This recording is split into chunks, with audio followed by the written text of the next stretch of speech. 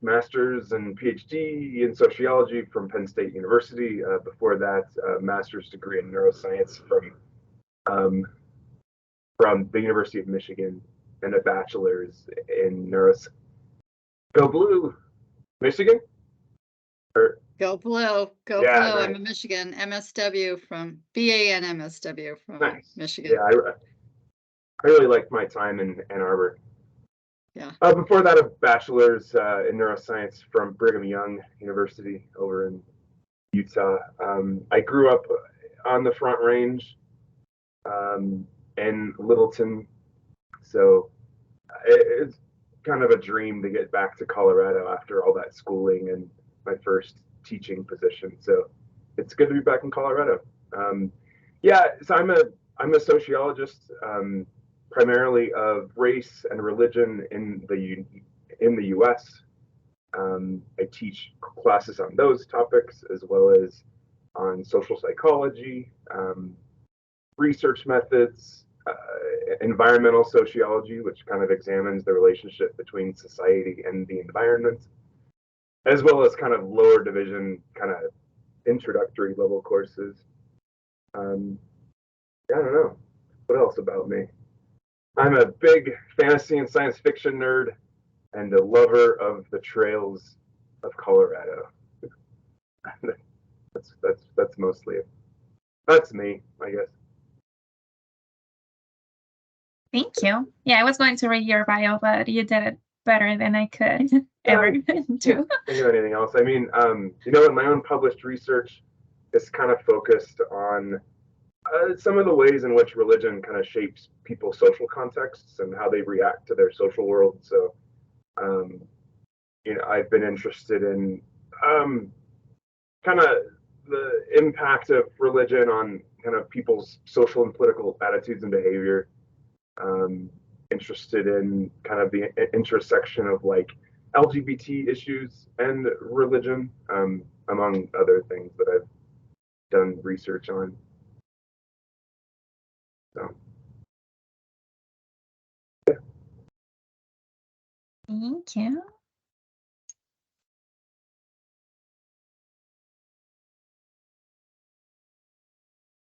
We have 12 people join, and we usually have about 20. So I think if we give just a couple more minutes before getting started to see if more people can join us. And I know that you're trying to put a lot of information in just 1 hour and then trying to answer questions. So yeah, what I have prepared, I think will leave us a good chunk of time, and if there's questions, and I can always, yeah. I will say for what I prepared today, kind of given what I was told, I hope it's useful. Like, I hope you learn something that's kind of useful to you, either in your work or just in general. I'm a social scientist, right? I'm not a social worker or kind of a practitioner. I'm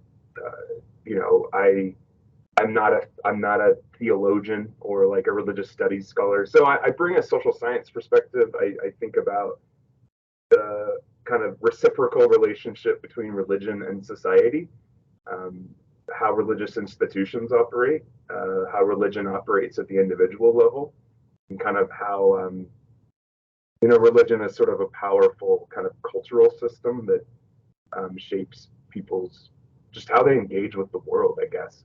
I think religion is one of the most kind of profound forces that kind of shape the cultural kind of toolkit and worldview that people have at their disposal. That's kind of the perspective that I bring.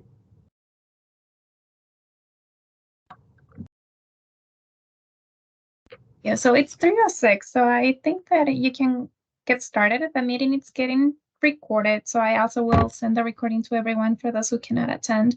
Okay. Oh, it's all yours. About screen sharing, if I want to go. Yes.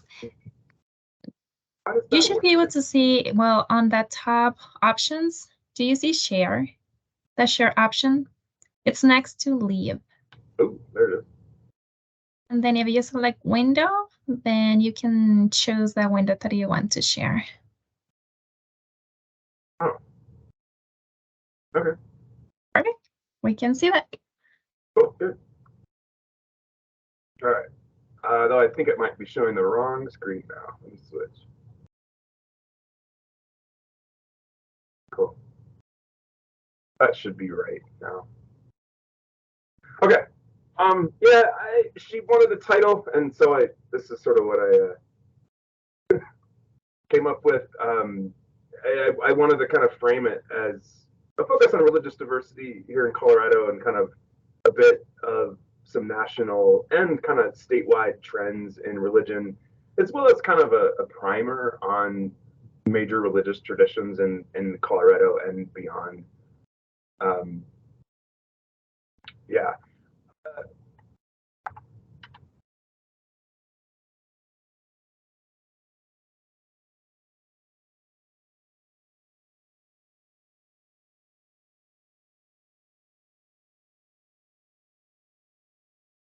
I think we lost him.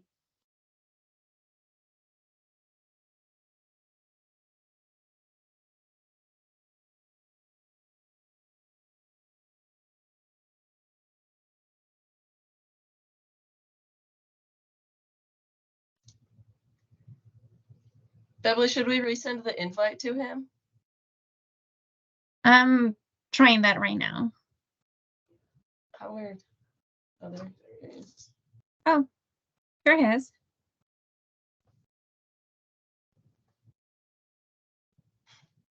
Hey, Stephen. You're muted. I don't know what happened. Well, welcome back. Yeah, I might have accidentally ducked out of the session or something. I'm not sure what happened.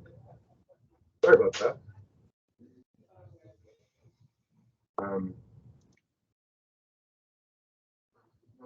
Okay. Shall I continue? Yes, please. Yes. Baffled. Let's do it. All right. Why? Yeah. Not anymore. Cool. I think I want this. All right. That should be what I want. Okay. Cool.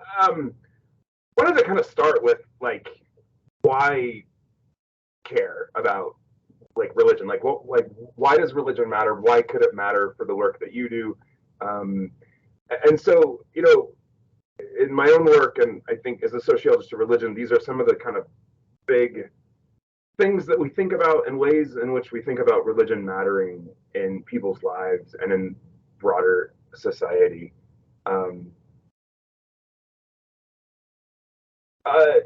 Religion is a cultural system. It's a really rich and vital cultural system that shapes people's values, norms, beliefs, practices, and behaviors in a wide ranging sense. It shapes how people kind of see and engage with the world. It shapes people's worldviews. I think particularly in the realms of like family and gender and sexuality, it has a really profound influence. And of course, religion is kind of unique in its ability to provide meaning and purpose. It's a meaning-making kind of cultural system and institution that provides kind of vital answers to important human questions, and that's all really important. It is an institution that organizes social life and that shapes who we socialize with, befriend, and marry. I think particularly for more religious Americans tend to are less likely to marry outside of their group. They are more likely to have relatively homogenous kind of social circles and friendship networks of people who are like-minded and share those beliefs. And so, like religion, just it organizes our social lives through this important institution. And while Americans can sort of, and we can get a little bit kind of socially isolated or segregated or siloed from each other. And some of my own research as well as just a lot of other research finds that interreligious contact and cooperation, either at the individual or at like the congregational level, can be really important, and promote kind of, you know, and can promote, you know, tolerance and diversity. This is a big one. You know, religion affects health and well-being. We've known for a very long time that religious people kind of have a bit of an edge compared with less religious people when it comes to health and life satisfaction. There's a lot of debate about the reasons for that. Part of it, part of it appears to be that the religion discourages risk-taking behavior. Religious people, religious youth, engage in less deviance. They're less likely to drink. They're less likely to smoke. So it has these important influence on risk-taking behavior. Some scholars kind of chalk that religious edge and life satisfaction and health and happiness to this really important social dynamics of religion and religious institutions. There's some evidence that the kind of value-laden, like meaningful bonds that people form in religious congregations gives them a bit of an edge when it comes to social support, and that it can maybe help explain some of the positive effects of religion on health and well-being. I think that's hugely important. In some of my own research, I found that people are more likely to report getting social support through same faith social ties, and ties in which religion is a part of the relationship, like people talk about religion. So that seems to be important. Their religion impacts civic life, right? Like what people do in congregations doesn't stay in those congregations. We know that religious people tend to be more civically engaged. They volunteer more often. They seem to get asked to or get more opportunities to volunteer. I think that's pretty meaningful. We see that religion often shapes people's political behavior, the kind of political candidates and ideologies that they find to be attractive, and vice versa, right? I think there's growing evidence that people's political leanings, their political behavior can shape their religious preferences and the kinds of churches that they seek out and the kinds of beliefs that they find to be attractive. It's not all like roses and rainbows. I think historically, religion can be a important source of conflict and division linked to prejudice and discrimination. We see like the links between religious justifications for slavery and Jim Crow and segregation. We've seen historically anti-Semitism as sort of a powerful, like racist and discriminatory belief set that seems to be kind of rearing its head in the U.S. again today. Islamophobia, particularly after 9/11, homophobia, transphobia. I mean, these are certainly linked. People who are more religious, more devout, tend to have more homophobic and transphobic views.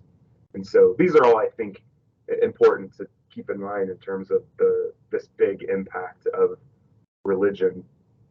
I want to kind of give a sense of like the religious makeup and diversity of like particularly Colorado, both the kind of Front Range and Western Colorado. But before I do that, kind of wanted to give a sense of like what the national landscape looks like in terms of religion, and it's one that's always changing, right? And the religious makeup, the religious character of the U.S. is something that's always changing as there's generational change and there's demographic change and there's immigration.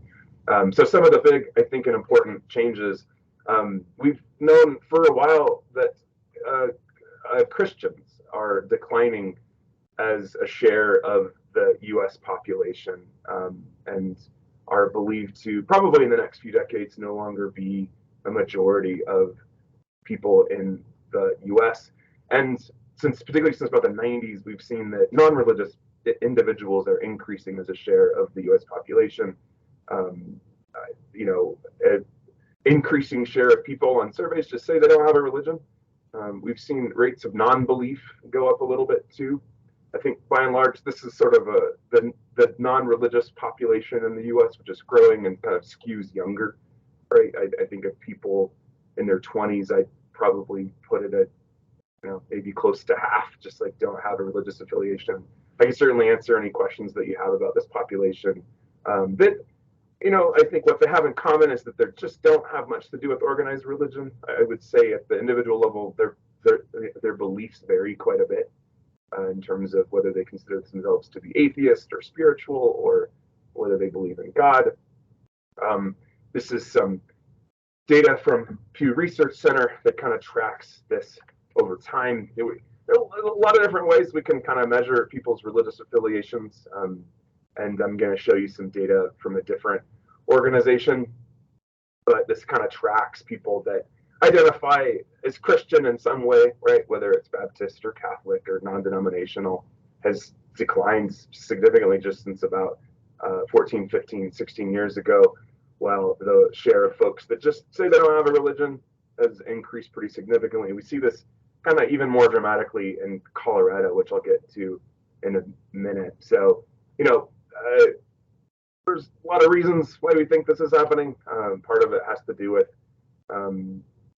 some scholars have argued that it's just sort of some, generational change and generations of parents that are sort of raising less religious kids, that are just less clued into religion, kind of a broader pattern of a decline of religion, particularly Christianity in the U.S.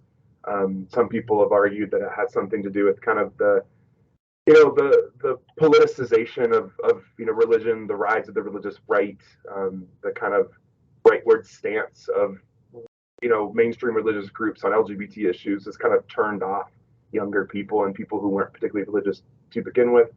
One thing that's been really interesting to see is that COVID impacted about everything in our society, and it definitely impacted religion.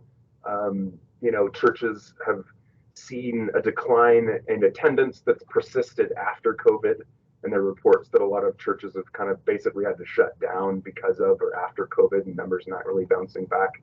I think another important trend nationally is kind of a shift away from more traditional forms and practices of religion, from more traditional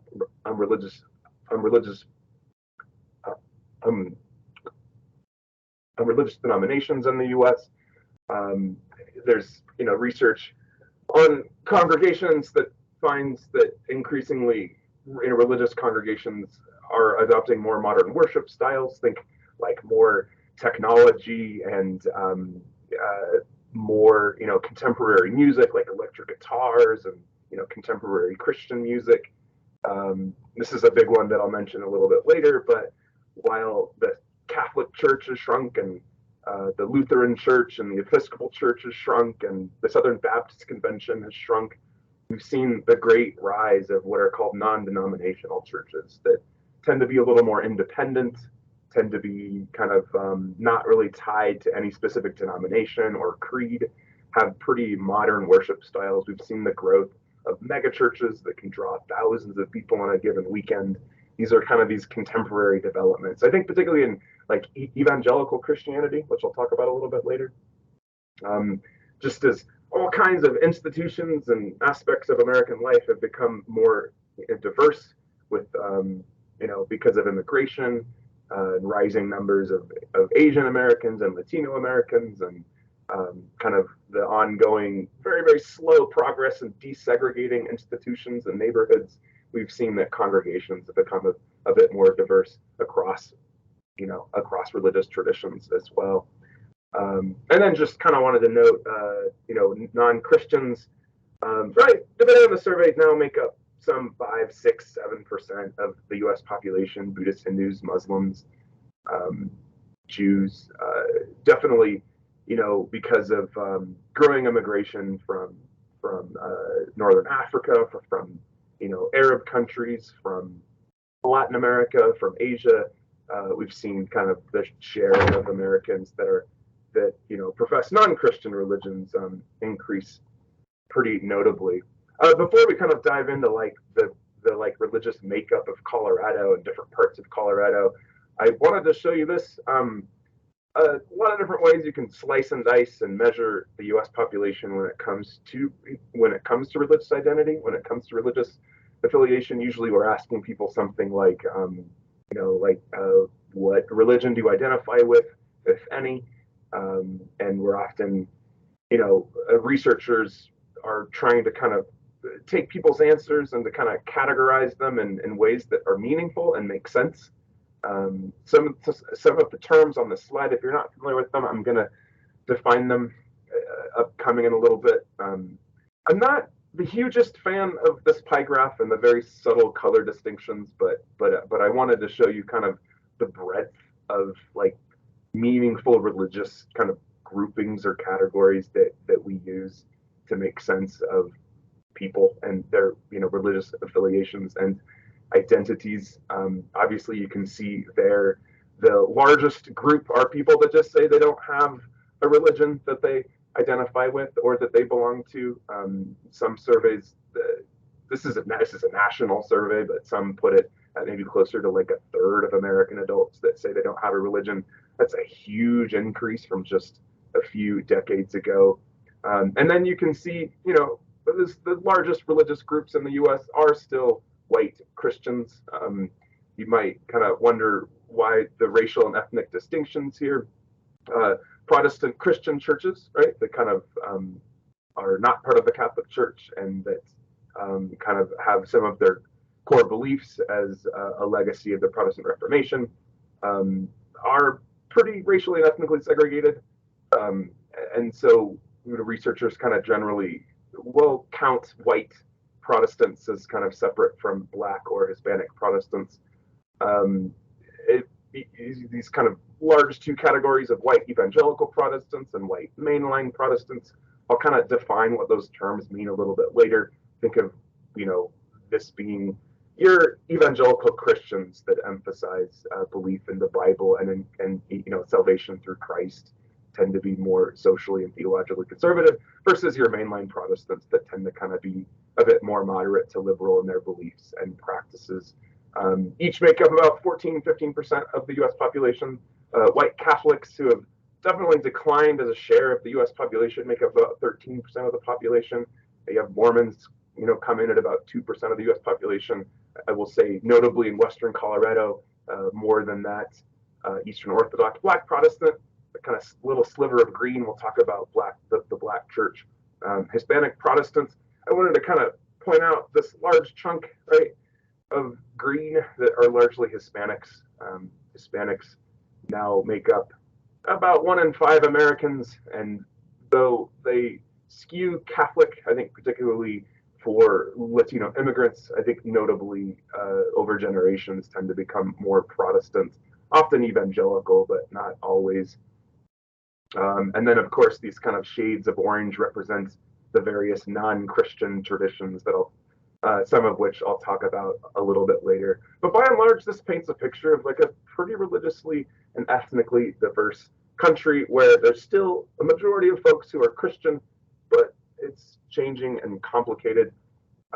This is from that same data set from the Public Religion Research Institute, a very large-scale survey called the American Values Atlas. And again, these numbers are going to look a little bit different depending on the survey.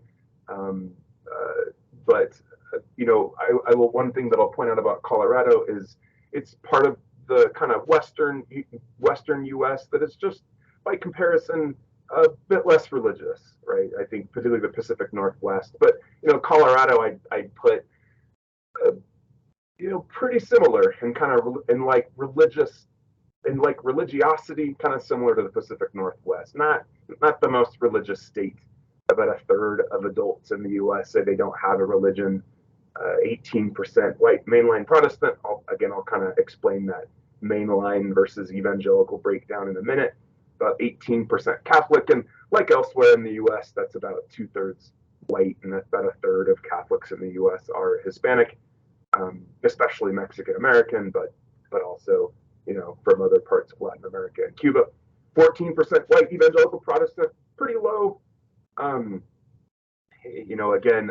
Evangelical Christians kind of being concentrated in the Bible Belt, the South, the the Midwest, 2% Black Protestant, 6% non-Christian. That's about similar to kind of the national average. And then about 2% Mormon, which is higher than most states, I think, which makes sense given the proximity to Utah. I think out here in Western Colorado, it's even higher than 2%. There's another data set that I was having a look at called the U.S. Religion Census. It's conducted by some folks that actually reach out to every denomination in the U.S. to try and get kind of a read on the number of congregations they have and the number of like adherents or members that they have. Keep in mind different religious denominations sort of tally members differently than others, and so they kind of left it up to religious groups to like define what it means to be a member, even if it's children who aren't like technically baptized yet or something. You can see there Colorado's not the most religious state in terms of if we just sort of add up, through this study, add up the number of religious adherents, right? People that adhere to a religion and kind of take it as a share of the total population of the state. Colorado ranks near last at 46th. States that rank super, super high, you're Alabama and you're Georgia and you're Mississippi, where there's a whole lot of evangelical Christian churches. According to this particular study, just in terms of the 5 largest, the kind of top 5 in terms of their share of Coloradans, the Catholic Church comes in at number 1. Non-denominational Christian churches have doing pretty well in the state of Colorado. Again, these are churches that kind of are like evangelical in theology often, but don't adhere to like a specific, denominational creed or a specific, denominational, set of, set of rituals or practices. They tend to be pretty independent, pretty kind of Bible focused in terms of like applying, biblical principles to everyday life. They tend to have pretty contemporary worship styles and music styles and things like that. Church of Jesus Christ Latter-day Saints, or the Mormon Church, comes in at 3. Not super surprising, again, given the proximity to Utah. The Southern Baptist Convention and the United Methodist Church, 2 pretty kind of heavyweights in terms of 2 of the larger denominations in the U.S. I'll talk about them in a little bit too. And again, one thing that kind of struck me was just nearly 600 non-denominational Christian churches in Colorado. And again, they vary. Some are big, some are small, some are some researchers kind of chalk this trend of the growth of non-denominational churches to like just the trend towards individualism, right? Like people not being super keen on the traditional religion and traditional denominations and their trappings. People like the kind of the flexibility and the kind of approachability of non-denominational churches, and they're often pretty family friendly and focused on self-improvement and the Bible and things like that. Again, that's from the U.S. Religion Census. It's not actually a census. It's just some folks that have done a lot of due diligence to try and get information on religious groups. Kind of briefly thinking about Mesa County and then the Denver metro area, and then I'll actually kind of want to give a bit of a, I don't know, like a religion 101 on some of the major religious groups in the U.S. and in Colorado in terms of their beliefs and their profile and things like that. Mesa County, top 5 religious groups, according to the same data set. A lot of non-denominational Christian churches. Actually pulled up a map, and I have some resources and some links at the end for folks that want to take a bit of a deeper dive into this. Come in at number 1, just in terms of their sheer share of the population. The Catholic Church, not surprisingly, the Mormon Church, by this study, the adherence rate comes in at about 5% of people in Mesa County. It's probably an imprecise measure, but anyway, Vineyard Churches, Assemblies of God.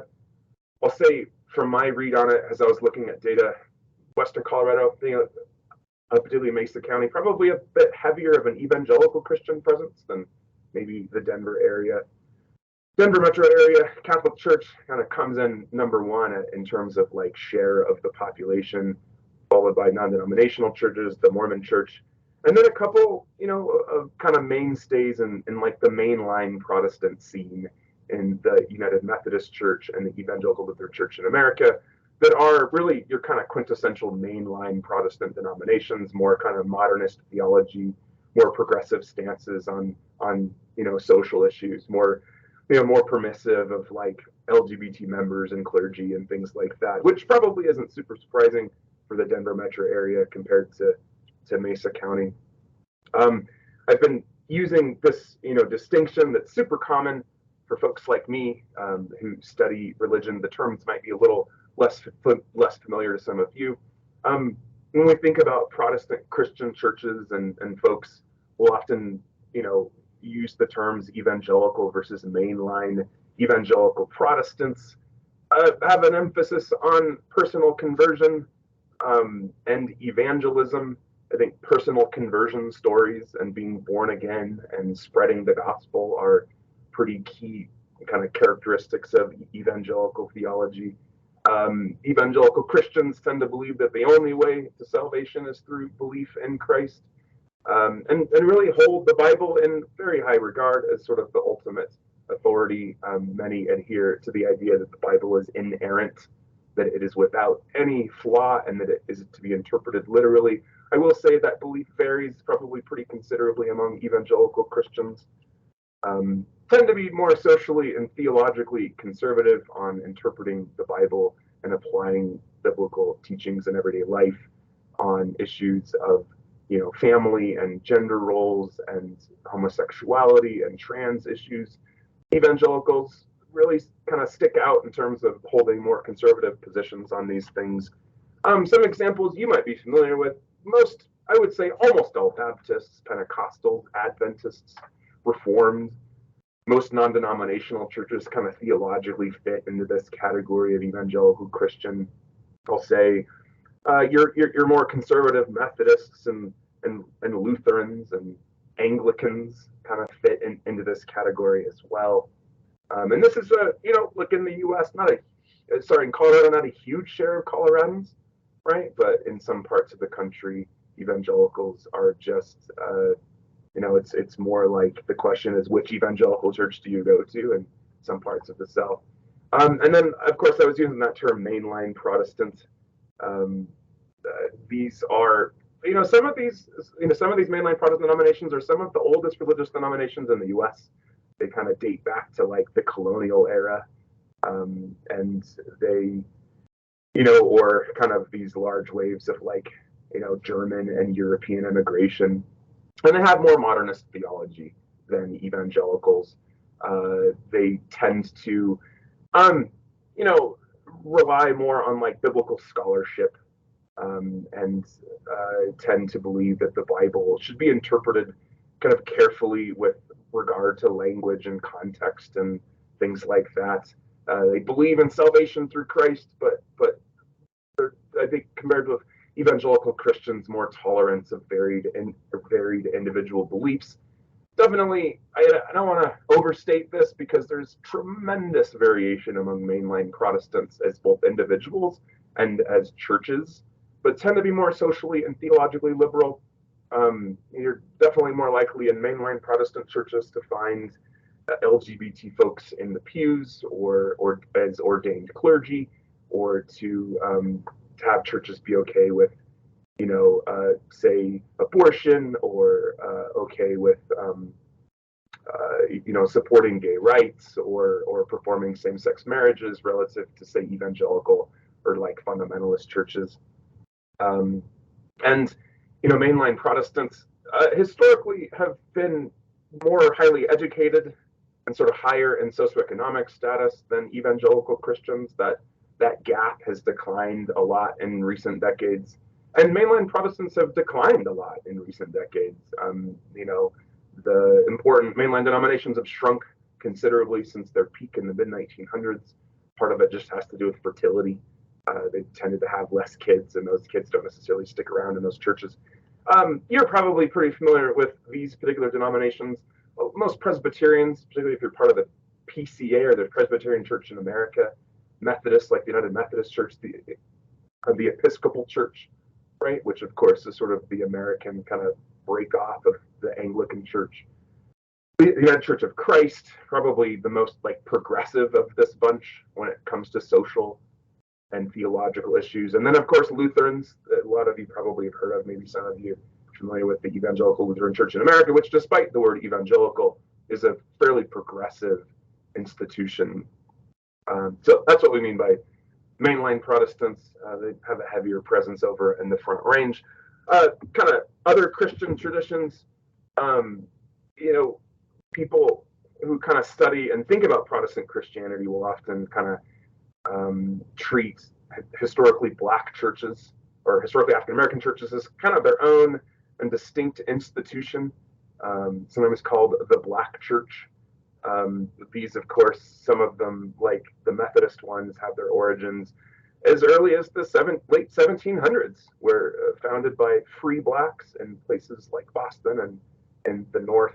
That, of course, not wanting to be relegated to kind of the balcony and the second-class status in white churches, were anxious to establish their own churches.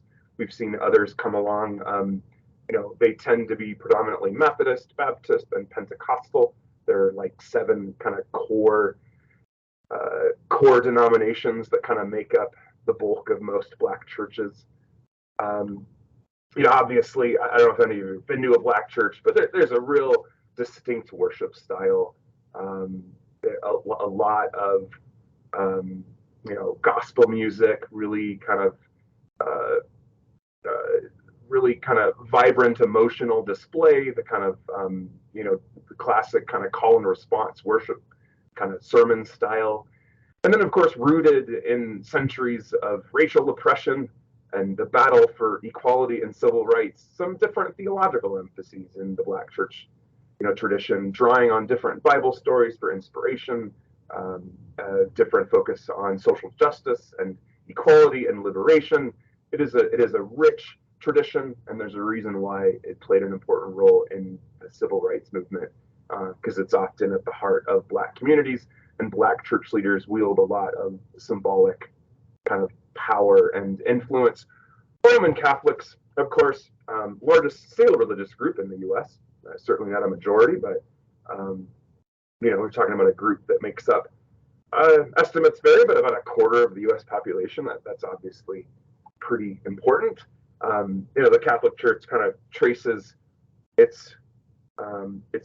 It sees itself as sort of the kind of modern day version of the church that was established by Christ, the early religious communities founded by Christ. 3 creeds form the core of Catholic belief and doctrine. The Apostles' Creed, for example, kind of sets down, core beliefs about Christ, his death, his resurrection, really kind of laying down Catholic belief and doctrine on certain issues. And then, of course, I think, relative to Protestant Christianity, an emphasis on the church as an authority, as an intermediary in terms of salvation and relationship with God, emphasizing the sacraments of baptism, typically as an infant, confirmation when you're a little bit older, communion, or the Eucharist to, commemorate Christ's death and flesh and blood reconciliation, the confession of sins, matrimony, the holy orders, and anointing of the sick. Mormons, which I think, because we're in Colorado, I think we have some more familiarity with. You could do like a whole one of these on Mormons, and I think it would warrant it. But Mormon Church, relatively kind of recent, I think, when we compare it to many of these other religious traditions. Founded in 1830 in upstate New York by Joseph Smith, who claimed to have had these really key visions of God and Jesus and angels, and claims to have found this sort of additional book of scripture that came to be called the Book of Mormon that he claims to have translated. I think one of the things that makes Mormon Church kind of unique is that it's believed not to be an extension or continuation of any of these other traditions, but believed to be a restoration of the gospel and church established by Christ himself and the authority to kind of act in God's name. I think notably and often a source of tension with other Christians is the Mormons' belief that the Book of Mormon is authoritative as a book of scripture. And, you know, I think probably a lot of you can relate to this, and this might be important in some of the work that you do at Ariel, but a very strong cultural and theological emphasis on the family unit, on relatively traditional gender roles, and on, just a very strong cultural emphasis on the family. There is, of course, Mormon Temple and what I believe is now called Centennial. I think it was Littleton when I was growing up there. And I think, notably for you Western Slope folks ought to know that, and you've probably seen it, a Mormon temple that's being constructed at that roundabout across the street from the Eastern Orthodox Church, that like Horizon Drive roundabout. And that is not a photograph. They're very good at making renderings that look very, very realistic, but this is what that temple is going to look like. The frame of it is up right now. And for those of you kind of that don't know, the regular Mormon meeting houses or for kind of regular church services and like day-to-day activities, temples are reserved for marriage ceremonies that Mormons believe are for all time and eternity, as well as some other really key rituals only for members that are kind of in good standing. So, and then briefly, because I want to wrap up pretty soon for questions, non-Christian traditions are an important part of American life. Of course, Judaism, there is a temple, I think it's Temple Sinai in Denver. I was Googling and looking up some images today. And in contrast, I think particularly to Protestant Christianity and Catholicism, less of an emphasis on proper belief, and more of an emphasis on the observance of rituals and ethical practices. I think that's an important distinction between Judaism and these forms of Christianity, of course, based on the Torah and the Talmud. There are both seasonal liturgies, like the Passover and Hanukkah and others that you might be familiar with, as well as individual ones like bar and bat mitzvahs that are really important in Judaism. And then, of course, there's branches, the smallest of which are the very conservative and kind of strict, Hasidic or Orthodox, Judaism, kind of the most distinctive, which kind of live in kind of like enclaves that are kind of all encompassing social and religious worlds. Most Jews in the U.S., if they are involved with the synagogue, attend like a conservative or reform synagogue that kind of take more, a conservative, Judaism sort of tries to strike a balance between, what they might view as kind of the more like overly liberal or lax interpretations of reform, Judaism, and try to kind of strike a balance with making some adaptations to the modern world that Orthodox Jews are not so willing to do. And then a lot of Jews are just pretty secular, to be honest. Islam, of course, this is an Islamic center in Colorado Springs, which I think Ariel kind of is based there in part. Of course, 5 key beliefs, that center on, belief in God, in Muhammad, and the belief that there's a judgment, as well as 5 pillars of ritual behavior that include praying 5 times a day, giving alms, observing Ramadan, really important in Islam. The Quran is the Muslim scripture and contains the direct revelation of Allah, provides Muslims with moral direction for their beliefs and daily life. Imams head local mosques and interpret, Sharia law for Muslims. And then Hinduism, this is in Castle Rock, I think, a Hindu temple in Castle Rock. Hinduism is not centralized. It has sort of regional flavor, like regional versions and practices. It's very linked to Indian culture and identity. It adapts to kind of local contexts. Hindus are not polytheistic per se, from what I understand, kind of worship the forms and manifestations of one God called Brahman, kind of worshiping or like making appeals to different manifestations of God for kind of different needs or purposes. Of course, the kind of key beliefs of Dharma, this core belief that captures the idea of duty and moral righteousness, and then karma, the belief that actions that are the actions that one takes to achieve Dharma, the idea that all of our actions have consequences for future reincarnations in the cycles of birth, death, and rebirth. And of course, there are other religious traditions. I just kind of wanted to touch on some of the key ones and ones that we have in the state of Colorado as well. And for those of you that are interested, a lot of the stuff that I used today is from a website called the Association of Religion Data Archives. Full disclosure, I worked for the ARDA when I was a grad student at Penn State. There's the link. Just a wealth of data and information on religion in the U.S. and beyond. A lot of whether it's survey data or membership data at the local, state, or national level on on a variety of religious groups. They've designed it to have tools for lay people, for clergy, for educators, and more. Pew Research Center is always kind of hard to go wrong with Pew. Just a really reputable research center for for reporting on religious trends in the U.S. and of course public opinion. In light of what you do at Ariel, I was kind of googling a little bit.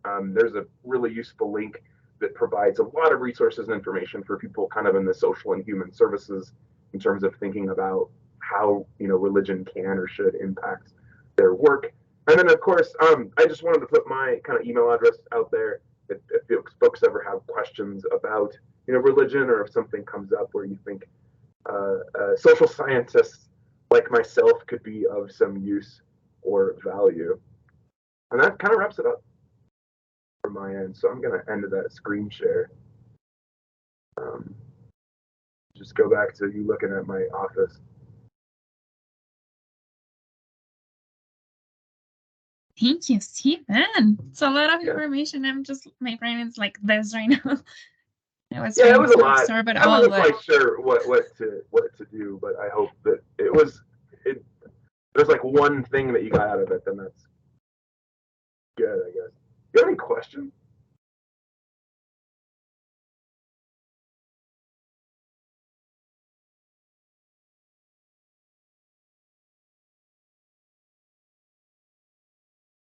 I was just thinking, I think one of the biggest things that we're working on at Ariel is being inclusive to all religions and if you're not religious too. And I don't know if you've run across any tips or any organizations, or just from your research, if you have any advice for us in that regard, how we can be. Question. I think historically, white Christians have just kind of been a bit of the default in public life, and that's really changing. I think with kind of with the just this growing share of folks in the U.S. that's just we see it in the data too, right? Declines in religious service attendance. I think particularly religion just not being as important for like younger folks in the U.S. and younger folks in Colorado. I certainly see it with my students. But it's a tricky thing. Like I'm glad that you mentioned folks that aren't religious, right? Because like making assumptions about religious needs or concerns, or using religious language, or offering religious services for folks who aren't religious is like not helpful at all, because a lot of people just don't want much to do with religion. I think we're finding more folks are just being raised in non-religious homes. But yeah, I think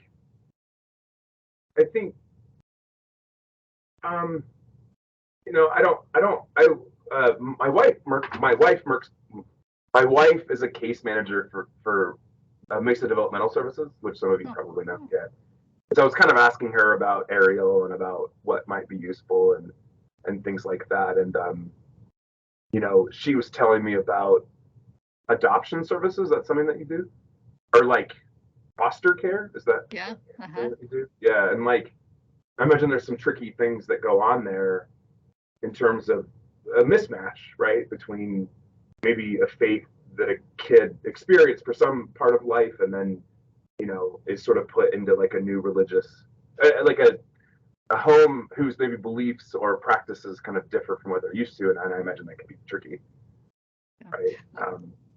Yeah, we have a But lot of rules around that. We can't force religion onto, yeah, kids that come into a family. So that's something the foster families have to recognize and realize and right. buy Well, into, and I imagine some who believe that their religion is, like good and helpful and right and beneficial and they get a lot out of it would like understandably would like want to take that kid like to church and to you know that would be honest. I mean I think particularly I could see like for like evangelical Christians I think and for Mormons right for whom religion is just a very important part of everyday life maybe struggling to with that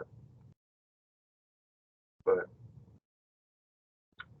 there's a hand I guess you just put So your hand yeah, up. I had a question.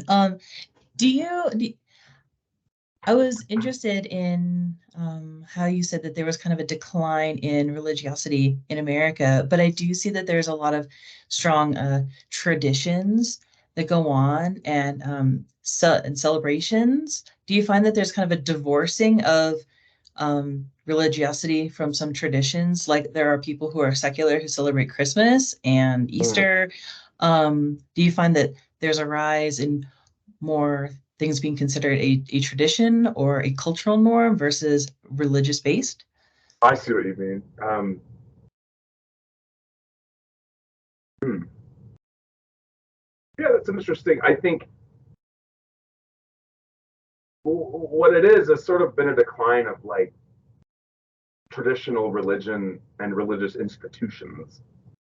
I think you know Jews are an interesting example because there are a lot of Jews that don't have much to do with synagogues and aren't very religious, but retain a strong sense of like Jewish identity and they'll do Passover and they'll do Hanukkah. That's kind of what you mean is sort of this like more symbolic retention of like culture and identity. Yeah. Um, I suspect that could happen, for kind of a growing share of folks with like some ties to Christianity that kind of retain some symbolic practices. I just yeah, that's an interesting idea. Um, yeah, I don't know. What do you think? Well, that's kind of just what I've seen. I'm from California. I'm from the Bay Area, and I know we celebrate a lot of different cultures and traditions there. But I know a lot of the young people, they're second generation immigrants or third, or their family has these practices and cultures and traditions that they do, but the young people, they may not be so interested in it. They may not be going to temple or their church or whatever, but they still want to participate in holy, and they still want to participate Yeah, in other celebrations because it yeah, reminds them of their cultural identity, but it's not due to a faith or couching in religion so much. And I I know I think celebrate Christmas, but I'm an atheist, so it's more just family type of yeah, tie. I think there's a lot of different ways people pull all this off, and I think it can be kind of personal and idiosyncratic. I think that where religion is kind of tied up with like racial and ethnic identity, I think we see a bit of a stronger urge to retain some practices and some rituals. I think that's sort of evident with like Jews, or probably evident with like some of these non-Christian faiths. Um, or maybe like there might be a lot of young African Americans that just like aren't religious but like need to go to a black church sometimes. I don't know because it's just such an important part of African American life and communities. Um, I think can be a little harder, say like in the Mormon tradition, to like be like symbolically Mormon because you're kind of, it's so tied to the institution, right? As opposed to kind of home practices or home traditions. It's very, very institutional, right? And so I think for religions that are super institutional, probably a little harder to do that, or less desire or incentive or need to do that. But that's a really interesting question. Yeah. Um, any other questions?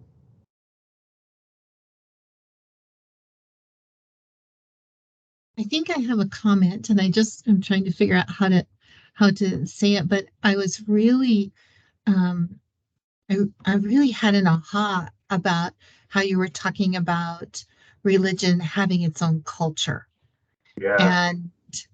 and how you can have culture clashes as a Mhm. result without even really understanding that's what's happening. I think sometimes when we have sort of an overlap or a clash of cultures, we need to have this, I think, broader understanding that that's what it is. Yeah, It's yeah. not that people are wrong or bad or judgmental. It's just their Yeah. worldview is being challenged a bit.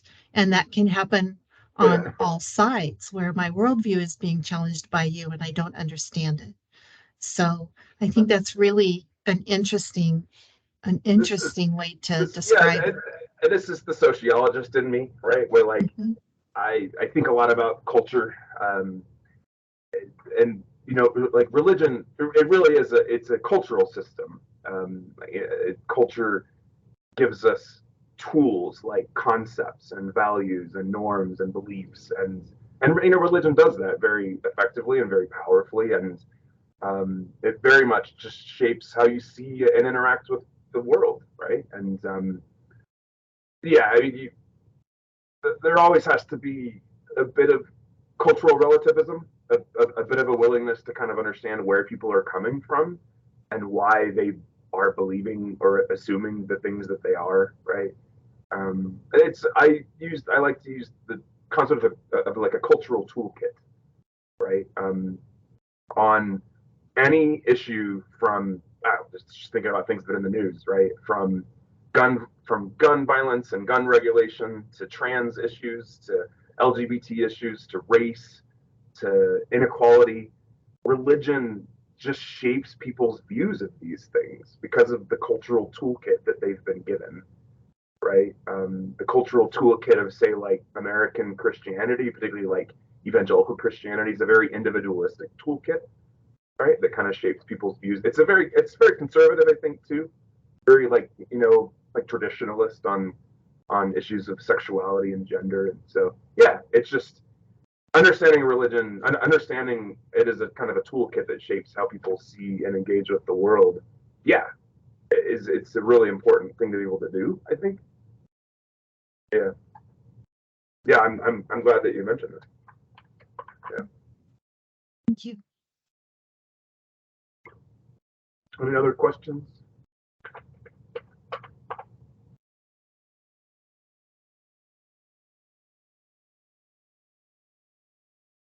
Thanks so much, Stephen. I mean, wow, you gave us a lot to think about. Yeah. I hope it was interesting, useful. I don't know. Yeah, it is. I mean, just how much it's changed, just how much our culture is changing, I think is, I mean, we know it, but just to see the statistics and the data is pretty Yeah. powerful. Mhm. Yeah, it's really stark. I mean, younger, like my students, not very religious. There's just Mhm. there's these pretty significant generational gaps and kind of commitments to and ties to religion. I'll say I don't think the U.S. is becoming like a country of atheists by any means, and I think that non-religious population is pretty diverse. You know, a good chunk of them kind of think of themselves as like spiritual but not religious. I suspect some of you do, to be honest. It's just like by numbers, the likelihood that some of you probably kind of fall into that category.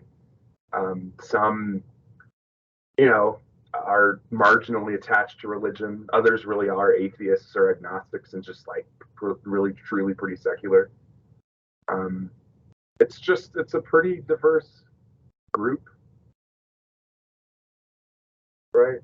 Yeah, and that idea of, how it, at least in my career, it really was the sort of the white Christian more traditional, I think, viewpoint that really dominated the workplace. And I think that, I can just really see it shifting now. Yeah, it's just, you can't really make a lot of assumptions. I think just given the growing kind of diversity and complexity of like our like religious landscape in the U.S., right?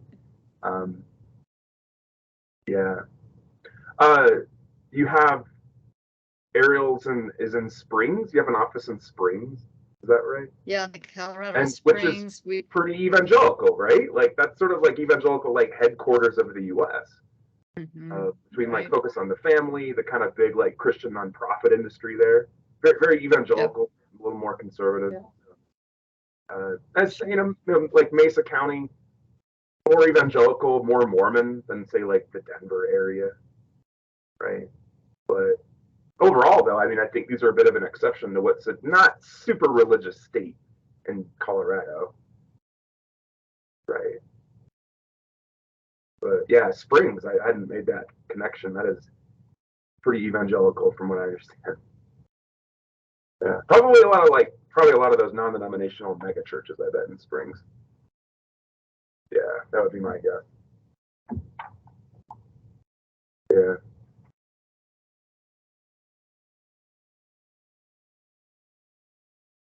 Well, Yeah, thanks the again Springs so Springs much. is interesting. What's that? The Springs is interesting, and it is religiously diverse. And the churches are actively taking stances and flying different flags outside of them to show their support. There's a lot going on in the religious community in the Springs. Yeah, people, there's a lot of talk about the kind of mixing of religion and politics, but it's pretty varied. I mean, um, you know, churches themselves are often somewhat apolitical. I think definitely kind of have a strain of American evangelical Christianity that's like highly politicized, and leaders are making kind of explicitly political statements. There's also been some interesting reporting on evangelical pastors that kind of feel pressure from their congregants to kind of take more political stances. I think in the kind of era of like the religious right and Trump and all that. So, but then there are a lot of churches that kind of try to stand up politics. I think one thing that is happening is that churches, like other parts, like other institutions and other parts of our society, are becoming a way that people are segregated politically, right? So like people, you kind of choose a church that like where the sermons and the other folks kind of match your politics to a degree, right? And that doesn't help with like political polarization, It doesn't help like reduce it or like turn the dial down, I guess, is one way I would put it. Yeah. I think some of the more overtly political actions that congregations take actually come from more of what's sort of like a vocal but small like religious left, right? Where you tend to see more like like a pride flag hanging from the church, or pro dreamer flags, or like sort of more like overtly political stuff is actually, I think, often from more of like the like religious left. The black church, I think, historically black churches have often been a bit more overtly political and like mobilizing people and hosting candidates, and obviously this kind of goes back to the civil rights movement and the just really important role of the black church and kind of mobilizing activists and being like kind of like the organizational like part of that movement was the black church, right? Yeah, interesting point. Well, thank you, Stephen. Right. Yeah. I just can't thank you enough for all all the Yeah, knowledge it's my that you're pleasure. sharing with us. And Yeah, I don't get to do this kind of thing very often. You are far more attentive than my students are on a given day, so Well, we Good to certainly know. appreciate your time. yeah, it's my pleasure. This is our spring break, so I had tons of time this week to just put this together and just kind of worked out better for me than last week in particular. So It's great. Oh, thank you. yeah, my pleasure. Thank you very All right. much. All right. Thanks, see ya. everybody, for attending. That's Thank you. great. Bye. Thank you. Bye. Bye.